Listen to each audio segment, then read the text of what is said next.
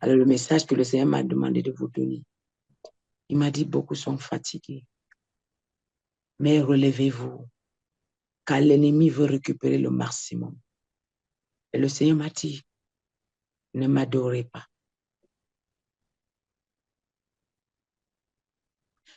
Il dit, ceux qui font ça, il va les frapper.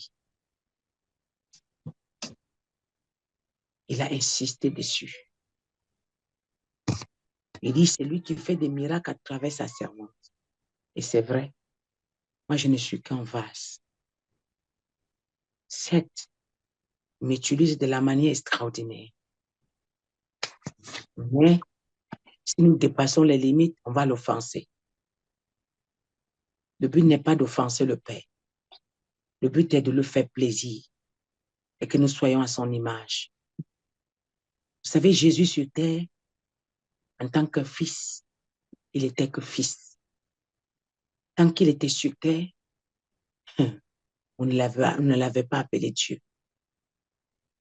Tant qu'il était parmi nous, il était un serviteur. Alléluia, vous m'entendez là? Est-ce que les gens m'entendent? Amen. Quand Jésus était sur terre, il n'était pas Dieu. Il était le Fils. Bien sûr qu'il était Dieu, mais il était le Fils. Alors, Dieu a fait autant de miracles avec lui. Il n'a jamais volé la gloire de son Père. Il a toujours dit, je le fais au nom de mon Père. Je fais la volonté de mon Père. Il n'a jamais dit, je fais ma volonté. Il a dit, je fais la volonté de mon Père. Alors, il n'y a rien que je fais ici si ce n'est sa volonté. S'il ne m'avait pas permis, je ne serais pas connecté. S'il me demande de se retirer, je vais me retirer. Je n'ai aucun pouvoir, j'ai le pouvoir lorsqu'il m'ordonne. J'ai le pouvoir lorsqu'il est en accord avec moi. Je vous en prie. Vous pouvez utiliser, il dit, je rentre dans l'alliance, dans la lignée des alliances. Ça veut dire, vous pouvez dire, j'aime le Dieu de Maman Yvette. Au nom de Jésus, guéris-moi. Ce n'est pas mon nom que Dieu guérit. C'est mon Dieu qui guérit. Oui, ce n'est pas moi. Amen. Il faut que ça soit clair. Certes, certains utilisent mes photos, ça guérit. Ça chasse même les démons. Mais on dit le Dieu de Maman Yvette, au nom de Jésus. Ne gâchons pas la gloire que Dieu nous a donnée.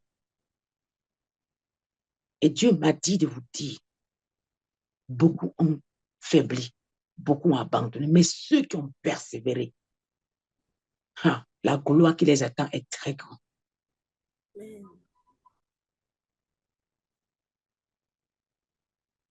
La gloire qui les attend est très, très grande.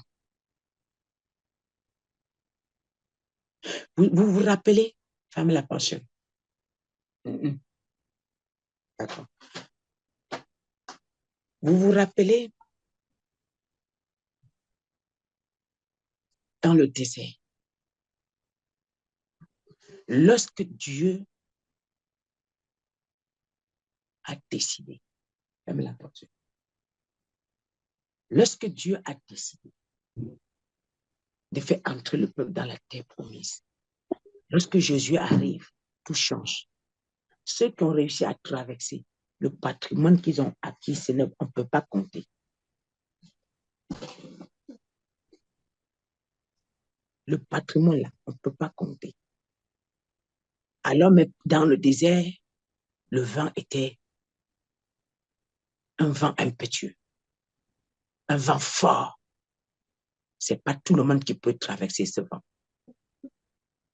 Même aux États-Unis, ce n'est pas tout le monde qui viendra. D'autres seront contents. Ils risquent d'être boycottés à la dernière minute. Voilà pourquoi je dois déclarer pour eux.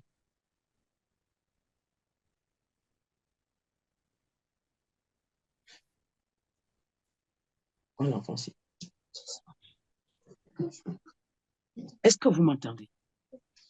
Donc, j'aimerais dire à quelqu'un, là où nous sommes là, nous sommes proches de la terre promise. La gloire est devant nous. Mais ce n'est pas tout le monde qui va bénéficier de la gloire là. Ce n'est pas tout le monde. La gloire est devant nous comme ça, c'est grand. Mais il m'a dit, dis à mes enfants, je les ai réservés des grandes choses. Des très grandes choses. Mais ce n'est pas tout le monde qui va voir cette gloire. Il me dit, ma servante, laisse-moi encore faire le tri. Laisse-moi encore tamiser. Tu es sur le tri. Et les gens qui l'enlèvent, tu ne pouvais même pas imaginer que ces gens-là, Dieu pouvait réussir à les enlever. Mais le choix de Dieu n'est pas le choix des hommes. Vérité.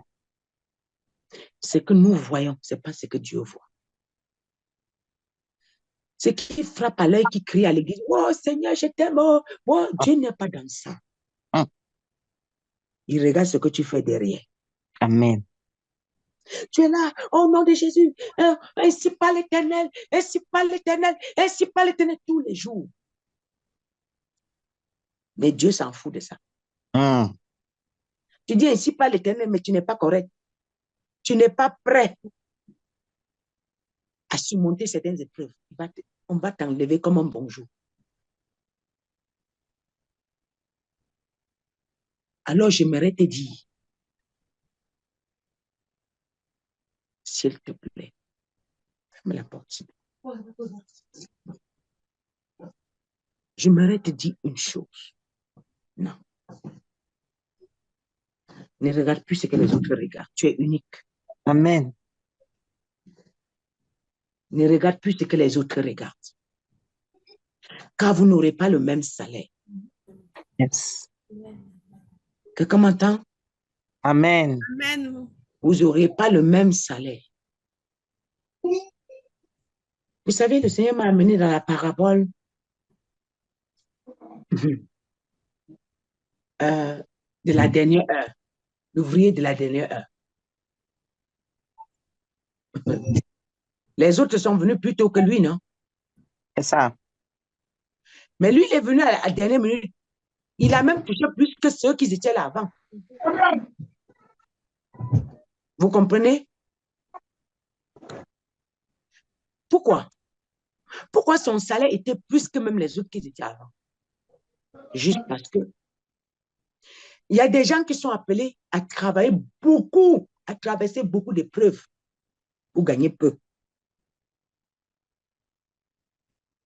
Mais il y a des gens qui sont appelés à traverser peu d'épreuves et gagner vite. Amen. Donc, si tu regardes celui qui a travaillé peu et gagné vite, tu te compares à ta vie, tu vas perdre le chemin. Et le Seigneur m'a aussi dit, chacun de vous, avant de sortir du ventre de sa mère, ce que ton ministère là, il y a déjà, toi, tu as déjà ton salaire bien fixé. Tu peux augmenter, mais tu ne peux pas diminuer. Tu peux augmenter. Mais s'il faut diminuer, tu ne peux pas diminuer, tu peux plutôt perdre. Alors le Seigneur me dit, chacun de vous a déjà un salaire fixé. Et vous n'avez pas les mêmes gloires. Et vous n'allez pas suivre les mêmes chemins. Vous n'allez pas suivre le même parcours. Vous pouvez emprunter le même bus, mais les descentes sont différentes. Il y a des gens qui s'arrêtent premier arrêt, d'autres troisième arrêt, d'autres cinquième arrêt. Ça symbolise le nombre de temps de tes épreuves. Celui qui s'arrête au premier arrêt est la personne qui travaille peu et tout de suite Dieu le bénit. Mais il y a aussi des gens qui viennent dans le ministère, Dieu les bénit au premier coup, mais une fois que tu as la bénédiction, Dieu devient exigeant avec toi. Il commence à être exigeant, exiger tous les petits trucs que tu as d'enlever afin de passer à une autre dimension. Et là, en ce moment, tu trouves que c'est très compliqué.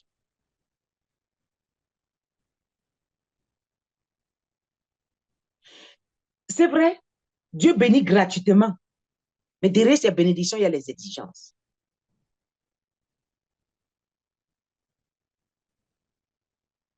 C'est quand on vous dit que non, Dieu, on peut faire tout ce qu'on veut et être au même pied d'égalité. On est au même pied d'égalité. Je suis désolée.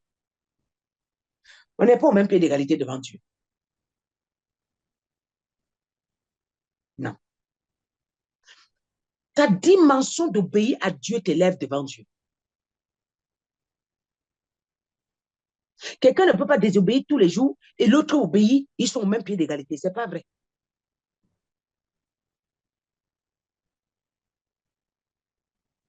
S'il vous plaît, gardez la persévérance. Vous êtes dans les derniers temps. Parmi vous, il y a des gens que Dieu veut équiper pour ébranler le monde. Amen. Vous savez, il y a des brebis qui arrivent à l'église. Ils travaillent jusqu'à afin de voir la gloire de Dieu. Pourquoi? Le cacao et le maïs n'ont pas le même temps de production.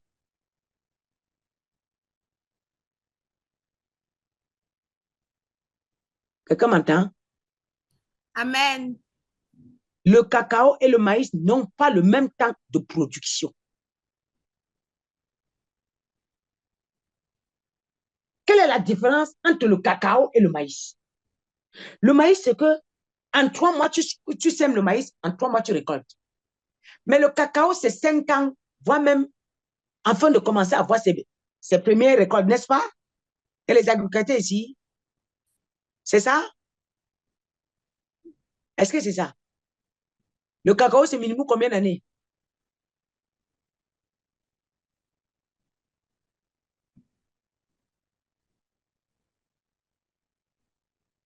Maintenant, voilà. Si c'est le cas, le cacao commence à produire à 5 ans. Le maïs, 3 mois. Même pas 1 an. Donc, tu manges, ça finit. Mais le cacao, quand ça commence à produire, oh, il y a quelqu'un, voilà, il y a les agriculteurs, ils ont dit 18 mois. Mais 18 mois, multiplie 3 mois fois 18. Ça fait combien? Ça fait 6 fois. Mais quand le cacao commence à produire, le maïs, que lorsque ça produit, tu récoltes, c'est fini, ça ne produit plus, non?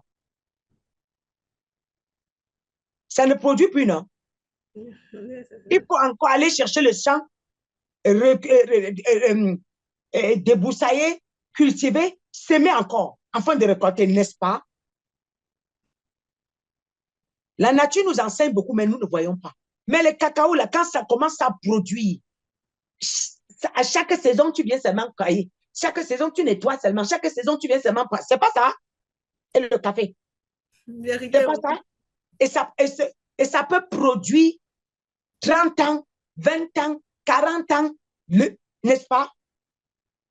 Amen. Mais quand tu es pressé, tu auras la bénédiction du maïs. Il y a la bénédiction du maïs que tu prends au premier coup, tu es là, et tu pars avec. Non, le grand ministère, il y a non, on crie, il y a l'endurance, il y a la persévérance, il y a la souffrance. Si Dieu me permet, il me donne un peu de temps, demain, je ne sais pas, à 20 h, je pourrais avoir un temps de témoignage avec vous. Parce que Dieu me l'a dit de refaire, de passer certains témoignages. Il y a des choses que j'ai vécues que vous ne pouvez pas imaginer. Un chrétien, un pasteur ne peut pas commencer le ministère et convoiter le luxe. C'est un égaré. Un pasteur tu peux prier pour les brebis sont dans le luxe, mais tu es dans le bazar, sur l'ordre de ton père. On ne peut, pasteur, laisse que tes brebis qui quittent parce que tu n'as rien. Mais ce n'est pas un problème, mais ton père qui te qualifie à travers cette moquerie-là.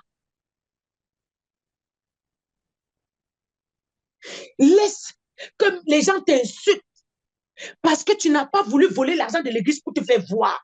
Tu n'as pas voulu prendre l'argent des brebis pour te faire voir. Tu n'as pas voulu te mêler des quêtes des offrandes.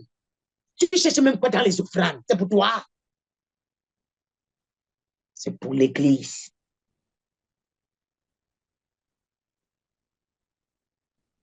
Quand tu insultes pasteur, apôtre, que tu n'as rien chez toi, tu n'as même pas de chaise, c'est pas grave. Est-ce que quand Dieu t'avait appelé là, Jésus est né où? À la crèche. Il n'y avait pas de chaise à la crèche. Si tu veux suivre les pas de ton maître, c'était le début. Il n'avait pas de chaise. Jésus a eu des maisons lorsqu'il est ressuscité. Jésus, de son vivant, en train de faire le ministère, n'avait pas de toit, n'est-ce pas? Et ça symbolise quelque chose. La crucifixion. Mourir à la croix. Mourir en soi-même pour voir la gloire de Dieu. Et pour mourir en soi, ce n'est pas facile. Tant que Jésus était vivant, avec le sang que nous avons aussi là, non, non, non, non, on ne pouvait pas l'adorer. Tant que Jésus était vivant, avec le sang que nous avions là, il n'avait pas de maison, il n'avait pas de toit. Jusqu'à ce qu'il est parti prendre les mains, prendre les clous à la croix. On l'a enterré, déterré. Là, il est ressuscité. Donc, un être esprit. Pasteur, jusqu'à ce que tu deviennes un être esprit, Dieu pourra exiger le luxe dans ta vie. C'est lui en ce moment qui exige, c'est pas toi. Je me laisse comprendre à tous les chrétiens ici qui sont prêts à tout acheter en désordre parce qu'ils ont l'argent. Non, c'est pas comme ça. Même quand Dieu te donne de l'argent, tu n'achètes pas ce que Dieu n'est pas d'accord.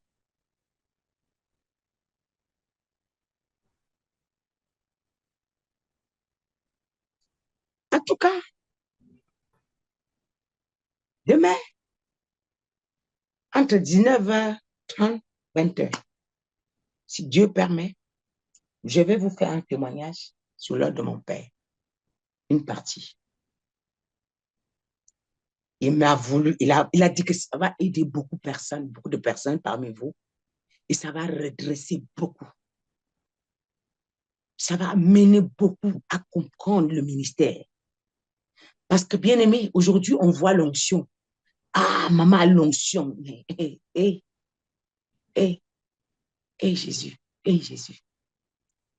Quand moi, je viens donner mon témoignage, là, je donne avec les preuves. Avec mes enfants qui vivent ça avec moi. Je prie avec eux.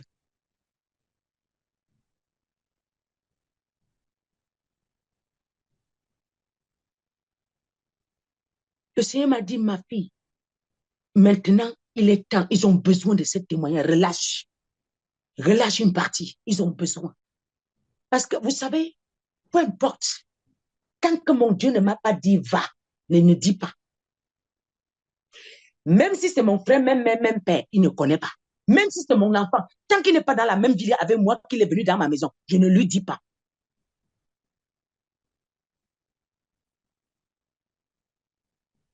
Je ne peux pas, Dieu ne peut pas me mettre dans une épreuve. Moi, j'informe mes enfants pour casser leur foi. Non, ils sont au courant quand j'ai terminé ma mission. Quand l'épreuve, là, Dieu retire devant moi, il me dit, tu passes à une autre dimension. Là, je l'ai dit que tu vois, vous voyez ça, je vivais ça. Ah non, maman, c'est pas vrai, je dis si.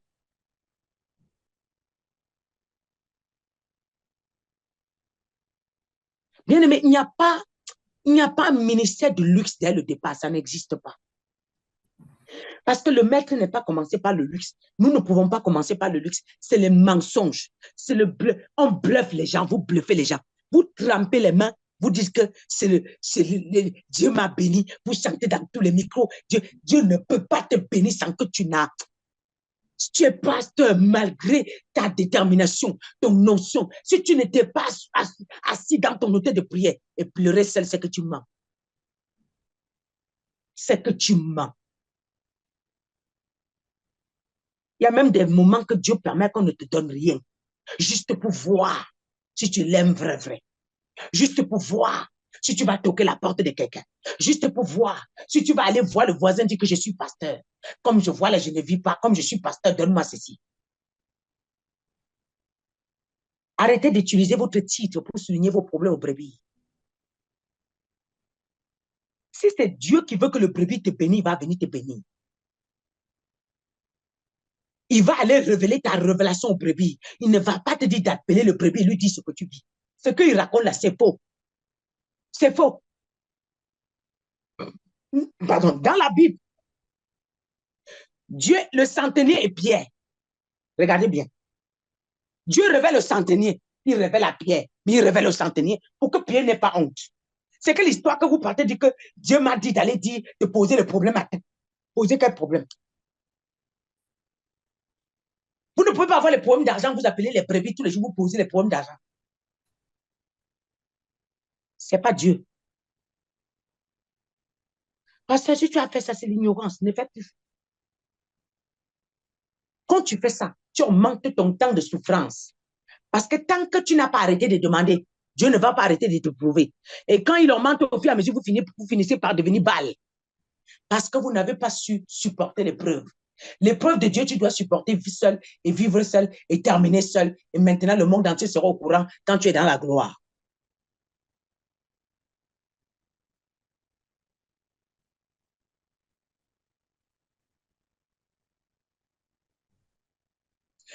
Dieu te donne une preuve. Regardez, quand Jésus est sur le point d'aller à la croix, même ses apôtres l'ont abandonné. Même ses disciples l'ont abandonné. Pourquoi? Parce que personne ne devait se glorifier. C'est lui qui devait porter la croix. Quand Dieu te donne ta croix, tu appelles les gens pour que vous portez ensemble. Dieu te prouve sans finance pour 1 an. Il a dit la durée. Si tu supportes, peut-être c'est 6 mois. 5 mois qui veut s'écouler, tu peux toquer la porte de quelqu'un. Vraiment, depuis 5 mois, nous, on n'a rien à manger ici. Vraiment, si tu peux me faire quelque chose. Ah, la croix là, tu as déjà coupé. Tu es en train de partager la croix avec le voisin. Oh, c'était ta croix à toi seul. Il prolonge encore. Là, il restait 1 mois, non? Il prolonge encore 6 mois. Tu dis, mais je ne comprends pas pourquoi je sais Dieu, je souffre comme ça. Est-ce que tu supportes des épreuves?